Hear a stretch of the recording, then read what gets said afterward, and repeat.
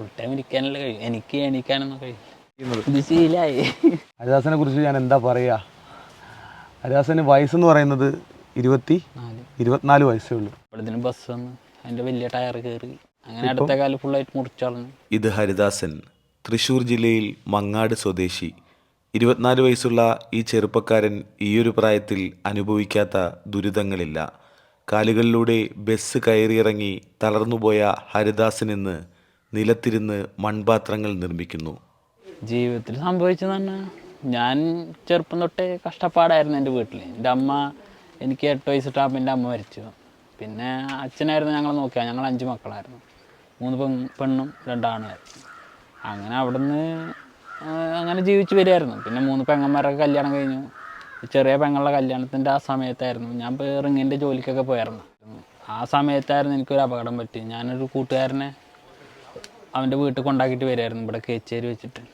കൊണ്ടാക്കിയിട്ട് വരുമ്പോൾ കേച്ചേരി വെച്ചിട്ട് വേറൊരു ബൈക്കാരൻ വന്നിട്ട്, ഞാൻ ബൈക്കിൻ്റെ വിലയായിരുന്നു, വേറൊരു ബൈക്കാരൻ വന്ന് ഇടിച്ചതാണ്. ഇടിച്ചതിൽ നേരെ ബസ്സിൻ്റെ അടി പോയി. അതിൽ എൻ്റെ 2 കൈ പൊട്ടി. അപ്പോൾ എണീക്കാൻ കഴിഞ്ഞില്ല. അപ്പോഴത്തേനും ബസ് വന്ന് അതിൻ്റെ വലിയ ടയർ കയറി, ബസ് കാലിലൂടെ കയറി. അങ്ങനെ അടുത്ത കാലം ഫുള്ളായിട്ട് മുറിച്ചളഞ്ഞു. ഇപ്പം നമ്മുടെ വലത്തെ കാലിനേ ഉള്ളൂ സ്വാധീനം അല്ലേ? ഇല്ല, സ്വാധീനം ഇല്ല, മുട്ടിൻ്റെ താഴെ ബലമില്ല. ഒരു കാല് പൂർണ്ണമായിട്ടും നമുക്ക് മുറിച്ച് കളയേണ്ടി വന്നു അല്ലേ?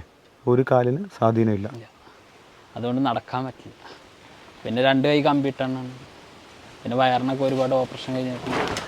എത്ര പേര് പഠിച്ചിട്ടുണ്ട്? ഞാൻ 2 പേര് പഠിച്ചിട്ടുള്ളൂ. അമ്മ ചെറുപ്പത്തിലെ മരിച്ചു പോയതാ അല്ലേ? വീട്ടിൽ അച്ഛൻ പെങ്ങന്മാരുണ്ടല്ലേ? അവരുടെ കല്യാണമൊക്കെ കഴിഞ്ഞു. പിന്നെ എൻ്റെ ചികിത്സക്കൊക്കെ വേണ്ടി എൻ്റെ വീടും സ്ഥലമൊക്കെ വിറ്റതാണ്. പിന്നെ ഞാനിപ്പോൾ 6 വർഷത്തോളം പിന്നെ ഞാൻ അനാഥാലയത്തിലായിരുന്നു, കോഴിക്കോട് അനാഥാലയത്തിൽ കൊണ്ടുപോയി അല്ലേ? അവിടെ നിന്ന് ഞാൻ പോന്നു. അവിടെ നിന്ന് പറഞ്ഞാൽ അവരുടെ പെരുമാറ്റമൊക്കെ മാറിയത് കൊണ്ട് അവിടെ നിന്ന് പോന്നു. ഇപ്പോൾ പെങ്ങളുടെ വീട്ടിൽ അവർ വാടകയ്ക്ക് താമസിക്കുന്നത്, അവരുടെ കൂടെ തന്നെ ഞാനും താമസിക്കും. അവർക്ക് നല്ല ഇഷ്ടമൊക്കെ ആണോ? കുഴപ്പമില്ല.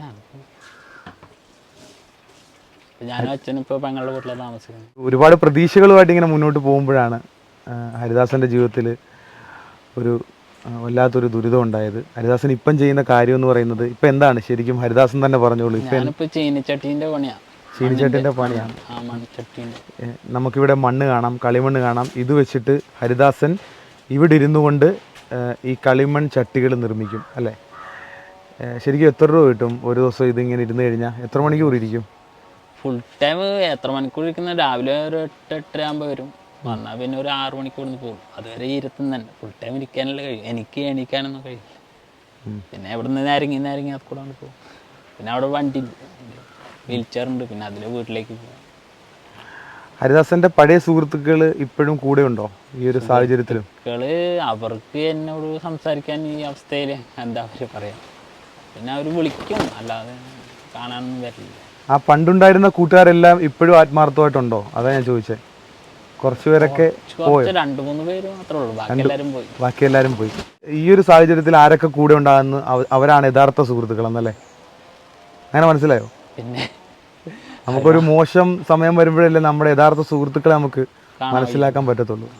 അപ്പം ഹരിദാസൻ ഇവിടെ ഒരു തുച്ഛമായിട്ടുള്ള വരുമാനമാണ് ഉള്ളത്. സ്വന്തമായിട്ട് അത് ചെയ്താൽ മാത്രമേ ആ ഒരു തുക വൈകുന്നേരം കിട്ടത്തുള്ളൂ അല്ലേ? വൈകുന്നേരത്തല്ല, മാസത്തിലേ കിട്ടുള്ളൂ. പിന്നെ അത് പിന്നെ ഹോസ്പിറ്റലിൽ ചിലവ് മാസം ഹോസ്പിറ്റലിൽ എത്ര രൂപയാണ് ചിലവ് വരുന്നത്? ഹോസ്പിറ്റലിൽ ഇവിടുന്ന് പോവാണെങ്കിൽ 500-600 രൂപ വണ്ടി കാശ് വേണം. പിന്നെ അവർ മരുന്നൊക്കെ ഇതൊന്ന് പുറത്തേക്ക്, അത് 10,000-ൻ്റെ മേലെ വരും മാസം. പിന്നെ വീട്ടിൽ ചിലവും. ഇനി അച്ഛനും വയ്യാണ്ടായി. അച്ഛൻ പ്രായമാണല്ലേ? പ്രായമായി. നമുക്കൊരു കുറവ് തരുമ്പോൾ ദൈവം നമുക്കൊരു നല്ലതും കൂടെ തരും. ജീവിതത്തിൽ നല്ല ഒരു മാറ്റം ഉണ്ടാവും. ഞാൻ ദൈവത്തോട് പ്രാർത്ഥിക്കാം ആത്മാർത്ഥമായിട്ട്. നമ്മുടെ യാത്രയിൽ നമ്മൾ ഒരുപാട് പേരെ പരിചയപ്പെടാറുണ്ട്. ഹരിദാസൻ തീർച്ചയായിട്ടും നമ്മുടെ ഈ ഒരു ജീവിതത്തിലേക്ക്, അല്ലെങ്കിൽ എൻ്റെ ഒരു ചാനലിൻ്റെ പ്രവർത്തനത്തിൽ ഞാൻ ഈ യാദൃശ്യമായിട്ടാണ് ഹരിദാസനെ കുറിച്ചിട്ട് അറിയുന്നത്. ഹരിദാസനെ കുറിച്ച് ഞാൻ എന്താ പറയുക, ഹരിദാസന് വയസ്സെന്ന് പറയുന്നത് 24 വയസ്സേ ഉള്ളൂ. ചെറിയ പ്രായത്തിൽ കുഞ്ഞു കുഞ്ഞു ജോലികളൊക്കെ ഈ കളിമൺ റിങ്ങൊക്കെ ചെയ്യുന്ന ജോലിയായിരുന്നു.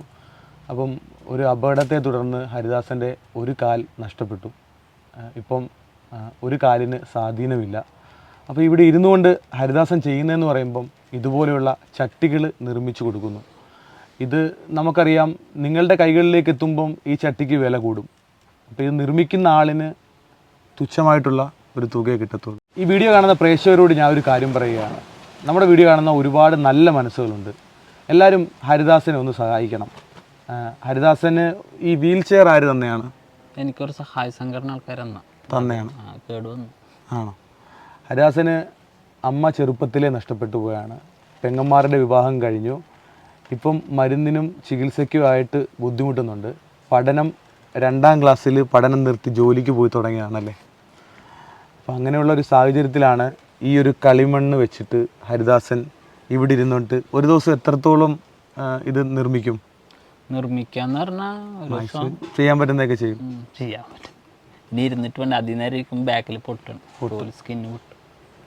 എന്തായാലും ഹരിദാസനെ ദൈവം അനുഗ്രഹിക്കട്ടെ. നമ്മുടെ പ്രിയപ്പെട്ട പ്രേക്ഷകർ, ഞാൻ ഒരുപാട് സ്ഥലത്ത് വീഡിയോ ചെയ്യാൻ വേണ്ടി പോയിട്ടുണ്ട് കേട്ടോ.